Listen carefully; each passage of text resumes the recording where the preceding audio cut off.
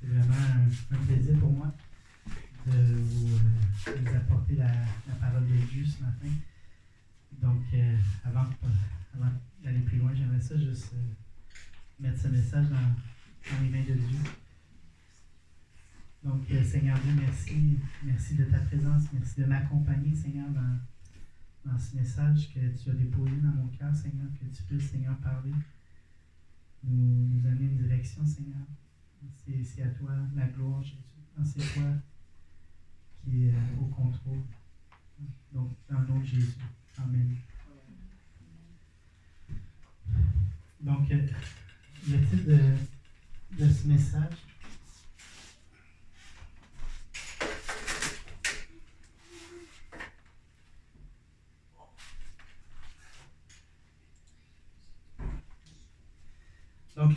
message, c'est Jésus prend soin de nous. J'ai vraiment sur mon cœur, c'est ce message que j'ai à vous adresser. Jésus prend soin de nous. Hein, Jésus prend soin de moi. Jésus prend soin de toi. Jésus prend soin de nous. Il ne se lasse pas de prendre soin de nous. Et dans le fond, j'avais ce texte que je voudrais lire avec chacun d'entre nous. Dans Marc, au chapitre 1, versets 29 à 31. Marc, chapitre 1, versets 29 à 31. Donc, en sortant de la synagogue, ils se rendirent avec Jacques et Jean à la maison de Simon et André. La belle-mère de Simon était couchée, ayant la fièvre. Et aussitôt, en parlant d'elle à Jésus, s'étant approché, il la fit lever en lui prenant la main, et à l'instant, la fièvre la quitta. Puis, elle les servit. Amen. C'est la parole que j'avais pour chacun d'entre nous. Donc, ce matin, ma prière que j'ai sur mon cœur, c'est vraiment que nous puissions être saisis par ce message, que Jésus a un désir de prendre soin de nous. Hein? Jésus, il veut et il peut prendre soin de nous. Il a un désir de venir à notre secours. Et bien souvent, on est tellement envahi dans notre vie de tous les jours par nos problèmes, par nos situations qui se produisent, que bien souvent, on n'a pas à l'horizon cette solution-là qui est Jésus. On voit plus notre problème. Le problème est plus gros que le secours de Dieu. On reste terrifié et paralysé plutôt que d'être concentré sur celui qui a un désir de venir à notre secours. Jésus veut et peut prendre soin de nous. Jésus peut et veut prendre soin de nous. Mon désir, ma prière, c'est que ce message, cette parole puisse faire écho dans vos cœurs et que ce message puisse rester imprégné dans votre cœur et votre esprit. Dans ce passage-là, ce qu'il faut savoir, ce qui est intéressant de voir au verset 27, tout juste avant, on voit qu'il y avait beaucoup de choses qui se discutaient, il y avait beaucoup des à-propos de Jésus. Hein? Au verset 27 et 28, on voit que les choses se disaient ainsi. Qu'est-ce que ceci? Une nouvelle doctrine. Il commande avec autorité, même aux esprits impurs, et ils lui obéissent. Et sa renommée se répandit aussitôt dans tous les lieux environnants de la Galilée. Jésus apportait quelque chose que seul Dieu peut apporter. Jésus, j'aimerais ça juste, avant de rentrer dans mon vif du sujet, tout d'abord, Jésus, on voit ici nouveauté, où ce que Jésus amène une nouveauté de vie. Jésus amène quelque chose de neuf, une nouveauté de vie. Jésus a un désir d'amener une nouveauté de vie. Lorsqu'on va à Jésus, lorsqu'on reçoit Jésus comme Seigneur et Sauveur, nous devenons une nouvelle vie, une nouvelle identité en Jésus. Le terme qui est utilisé au verset 27 pour nouveau, c'est un terme qui signifie nouveauté, qui signifie qui était ancien et qui maintenant est devenu nouveau. C'est différent de l'ancien. Même que ce terme-là, c'est le même terme qui est utilisé pour définir cette alliance que Jésus fait avec nous. Les gens de l'époque étaient habitués à entendre quelque chose, et puis là, Jésus arrive. Jésus amène quelque chose de différent. Et le message de Jésus reste le même. Jésus a le même message. Jésus, il est la même personne. Ensuite, on voit qu'il y avait une autorité. Jésus avait une autorité. Jésus, il a une autorité. Le nom de Jésus. Il y a cette énumération de synonymes que nous pourrions apporter à ce mot ici d'autorité. La force, le pouvoir, le surnaturel, le surhumain, la capacité, la compétence, la liberté. Et il y en a encore bien d'autres. Jésus avait une autorité pour chasser les esprits impurs, opérer des miracles, guérir, délivrer, sauver, et j'en passe. Je crois que le désir de Dieu ce matin, c'est de nous secourir. C'est de venir à notre aide, même si on n'y croit pas. Même si on a l'impression qu'il n'y a pas d'espoir. Il y a des choses qui nous dépassent dans notre vie. Il y a des choses qu'on a l'impression qu'on est dans le vide. Mais Jésus n'a pas changé. Jésus veut et peut nous venir à notre secours. Jésus, dans Acte 10, 38, Jésus allait de lieu en lieu, faisant du bien et guérissant tous ceux qui étaient sous l'empire du diable, car Dieu était avec lui. Et on voit aussi, dans mon préambule, on voit la renommée. Jésus commençait à y avoir une renommée. Les gens commençaient à parler de lui. Parce que Jésus, c'était le Fils de Dieu. Jésus, il incarnait Dieu. Jésus, il a commencé à se faire connaître pour qui il était vraiment.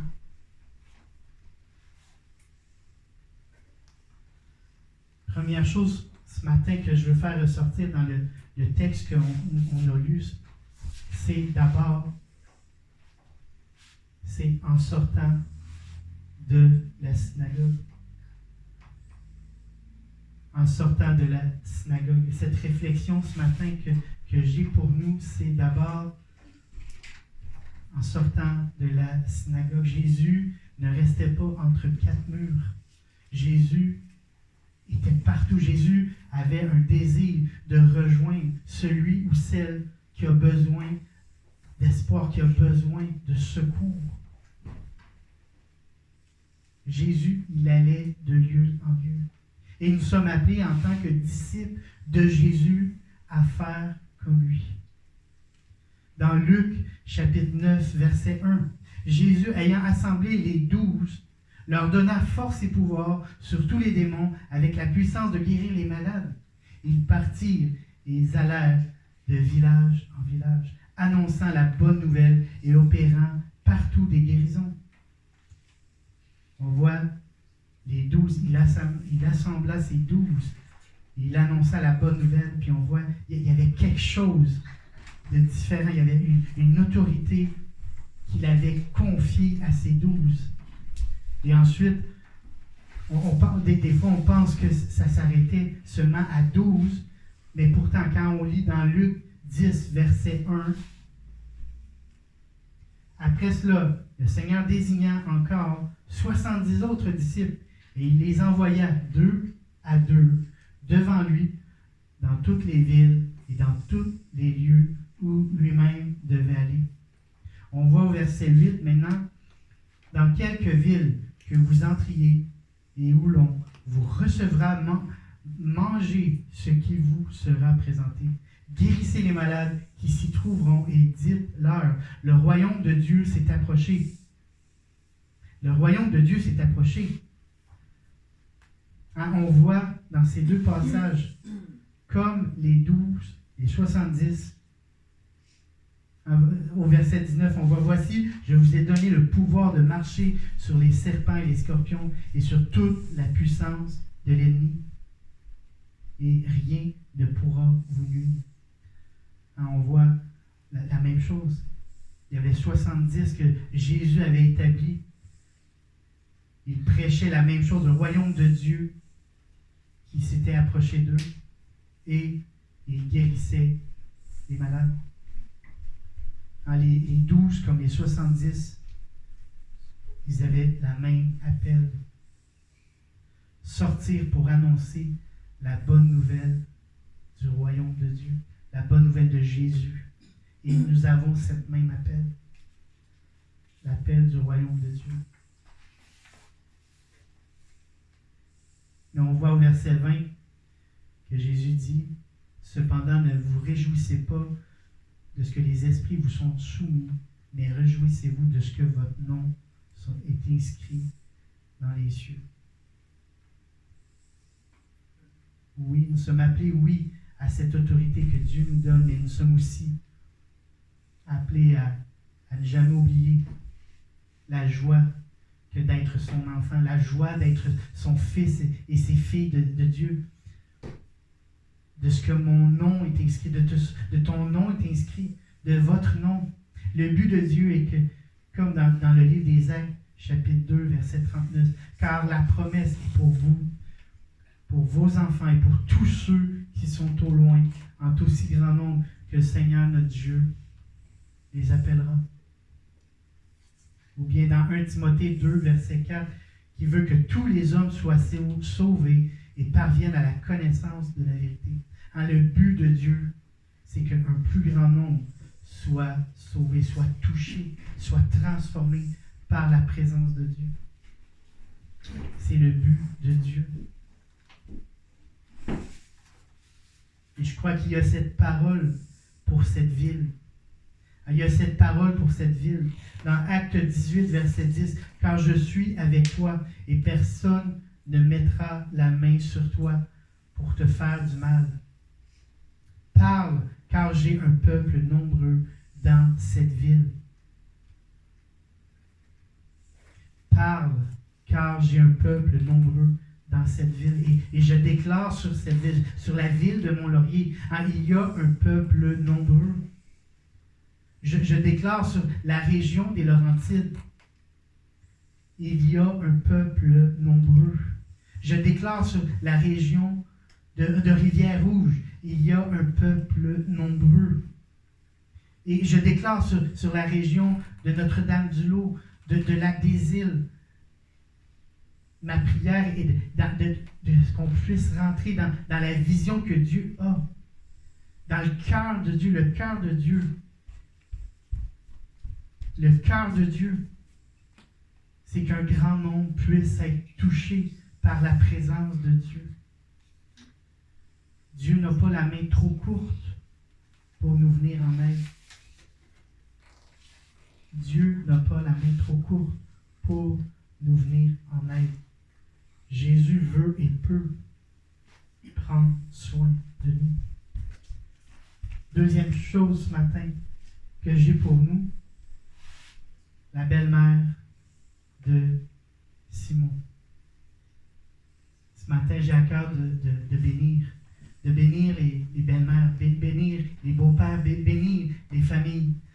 Jésus, Dieu, a un cœur pour bénir les familles. Jésus, à mon humble avis, a fait quelque chose d'extrêmement grand devant le Père. Il va dans la maison de Simon et André afin de prendre soin de la belle-mère.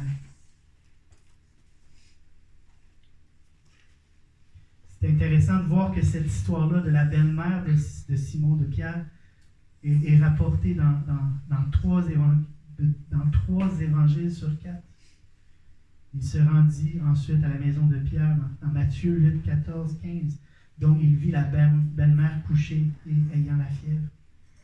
Dans Luc 4, 38, 39, il se rendit à la maison de Simon. La belle-mère de Simon avait une violente fièvre et la prière en sa faveur. Il le prièrent en sa faveur. S'étant penché sur elle, il menaça la fièvre et la fièvre la quitta. Jésus veut prendre soin ce matin. Il a un désir de faire la même chose. Il a un désir de, peu importe ce qui peut se produire dans notre vie, il veut se pencher sur notre situation. Il veut se pencher sur notre cause.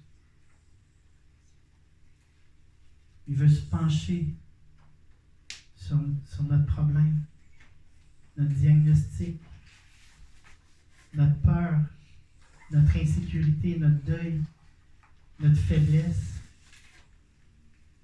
Durant toute la semaine passée, ce qui me venait sur mon cœur, c'est Jésus prend soin. Il n'y a pas de problème trop grand pour Dieu. Peu importe qui nous sommes, Dieu a un désir d'intervenir dans notre vie. Mais à sa façon.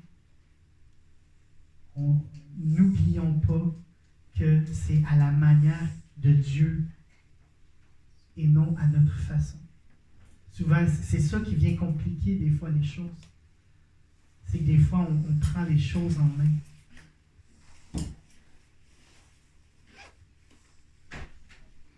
Je voudrais dire que des fois, c'est notre nature. Des fois, on essaye des choses, on pense des choses, puis on veut aider.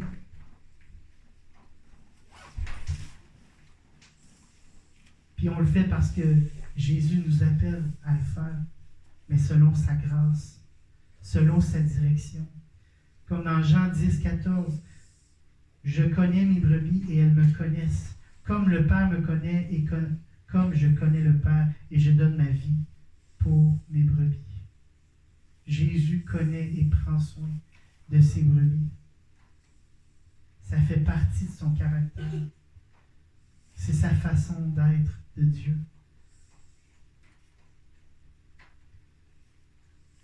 Puis des fois, on va se l'avouer, des fois, on va regarder les choses, on va regarder les situations, on va même regarder certaines personnes, puis on va dire, ah ben pour telle chose, telle situation, telle personne, il n'y a plus rien à faire.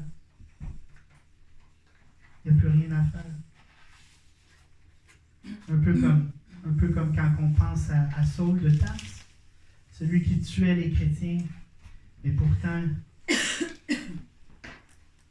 Jésus, Dieu avait vu autrement. Il est devenu un apôtre pour toutes les nations. Même que si on a le Nouveau Testament aujourd'hui, c'est grâce à Paul. On lit dans l'Acte 9, verset 13. « Seigneur, j'ai appris de plusieurs personnes tous les malheurs que cet homme a fait à tes saints dans Jérusalem. » Mais là, le Seigneur, il répond au verset 15. Seigneur lui dit, « Va, car cet homme est un homme, un instrument que j'ai choisi pour porter mon nom devant les nations, devant les rois et devant les fils d'Israël. » Le plan de Dieu n'est pas le nôtre. La vision de Dieu parfois nous échappe, mais la vision de Dieu, c'est la sienne et on doit la chercher, on doit s'y soumettre, on doit chercher sa parole afin de vraiment être imprégné par lui. Ma prière ce matin, c'est Seigneur, aide-moi à voir quoi comme toi tu vois. Seigneur, aide-moi à être aligné selon ce que toi tu veux pour ma vie. afin de faire ta volonté bonne, agréable et parfaite. Seigneur, je veux faire ta volonté bonne, agréable et parfaite. Selon ta direction. On voit ensuite la troisième chose que je veux faire ressortir ce matin. La fièvre la quitta. On voit dans le texte que Jésus a d'abord réveillé la femme. Dans le texte, quand on regarde comme il faut, on voit que Jésus n'a pas juste fait quitter la fièvre, mais il a pris d'abord la peine de prendre la femme et de la lever. Il l'a levée pour ensuite la guérir complètement. Il y a un commentaire qui dit de cet événement qui s'est passé. L'événement qui s'est passé dans le foyer de Pierre a probablement, fort possible, été inoubliable pour lui. Ça a été un événement inoubliable, un événement d'envergure, un événement qui a tout changé. Ça a probablement changé sa vie. Ça a probablement impacté sa vie. Et ma prière ce matin, c'est que nous puissions vivre ces choses-là où ce que Dieu nous impacte, Dieu nous renverse à un tel point que notre vie est complètement différente de ce qui était hier. Et la vérité, c'est que ce matin, j'ai à cœur de dire que la présence de Jésus, lorsque Jésus est présent, parce que le texte nous fait voir aussi ça, c'est que la présence de Jésus, la fièvre, a quitté seulement la présence de Jésus. Lorsque Jésus, il est présent, les choses changent. Lorsque Jésus est présent, l'atmosphère se transforme. Puis on n'a pas besoin de grandes supplications, de grandes incantations,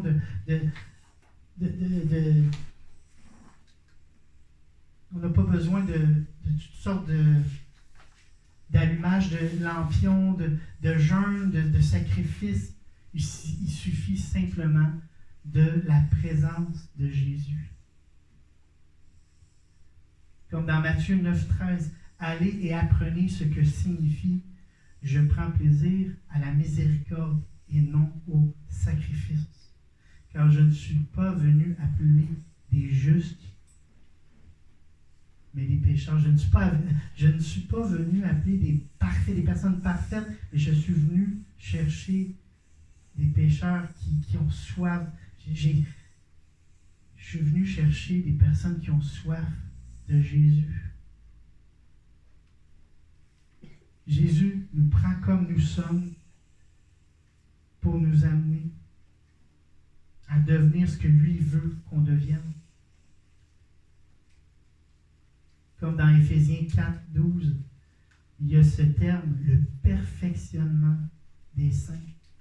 On est pécheurs, Jésus nous prend pécheurs, maganés, si on peut se permettre d'utiliser ce terme-là, maganés, et il nous amène vers un développement, vers quelque chose qui va lui ressembler. Jésus nous amène à guérir nos cœurs, guérir nos pensées, guérir dans tout le sens. Jésus vient nous pardonner. Jésus vient nous amener à un processus de guérison, de pardon à l'intérieur. Parce que des fois, Dieu nous a pardonné, mais des fois, c'est nous qui, intérieurement, il y a des choses qui bloquent encore. Puis que c'est seulement par sa présence que les choses vont débloquer. Les choses vont débloquer qui va nous amener à la dernière chose. Elle les servit. On voit ensuite que la guérison va amener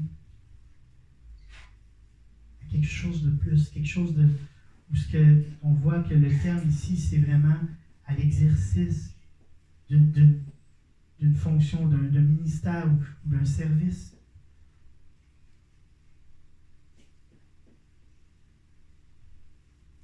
Et elle sert Jésus parce qu'il lui a fait grâce de la guérison divine.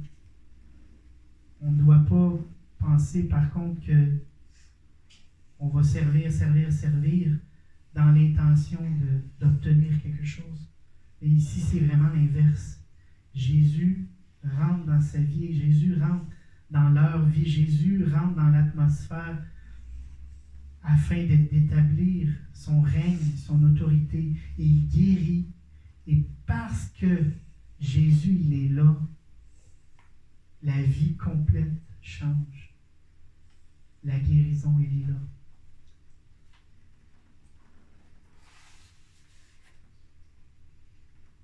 Des fois, on se trompe puis on sert.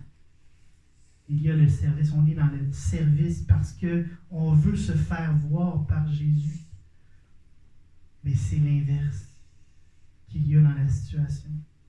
La femme se lève non pas parce qu'elle veut se faire voir, mais elle sert parce que Jésus, il est venu à elle. Jésus est venu à elle. Parce que je dis ça parce que bien souvent, bien plus souvent qu'autrement, notre nature, l'être humain, a ce vouloir, de toujours vouloir obtenir en retour. On veut toujours obtenir en retour. Mais Dieu ne marche pas comme ça. Dieu ne marche pas comme ça. Dieu a tout donné de toute façon. Il ne suffit que de se mettre à disposition de le recevoir, lui, la personne de Jésus. Et c'est pourquoi nous servons Jésus. C'est parce qu'il a tout donné d'avance. C'est pour ça qu'on sert Jésus. C'est la seule et unique raison pourquoi nous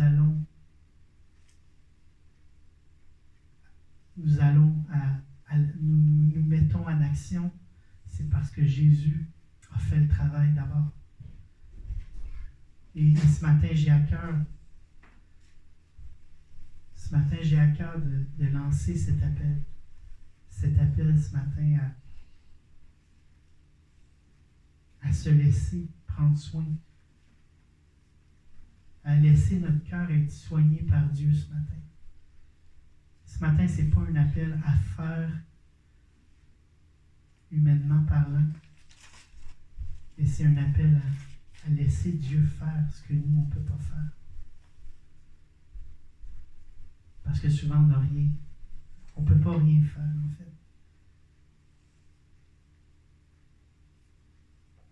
On ne peut pas rien faire, c'est lui qui va faire.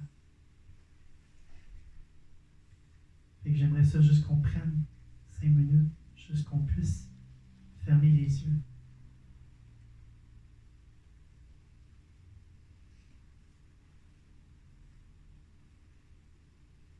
Seigneur, ce matin, je veux t'offrir mon cœur.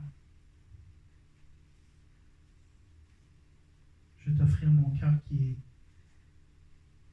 peut-être qui est meurtri, peut-être qui est blessé, peut-être qui a été blessé, il a été écrasé, il a été abusé, il a été brisé. Et ce matin, j'ai foi que l'autorité de Jésus a un désir de guérir.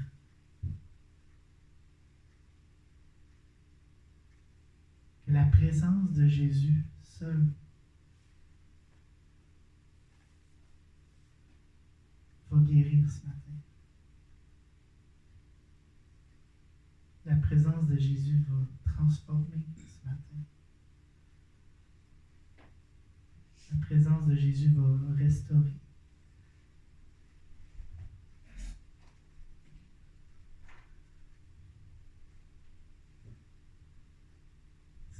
merci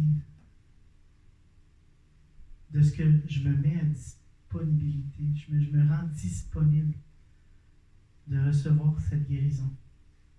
Par la foi, je reçois ce matin cette guérison. Je reçois cette guérison ce matin.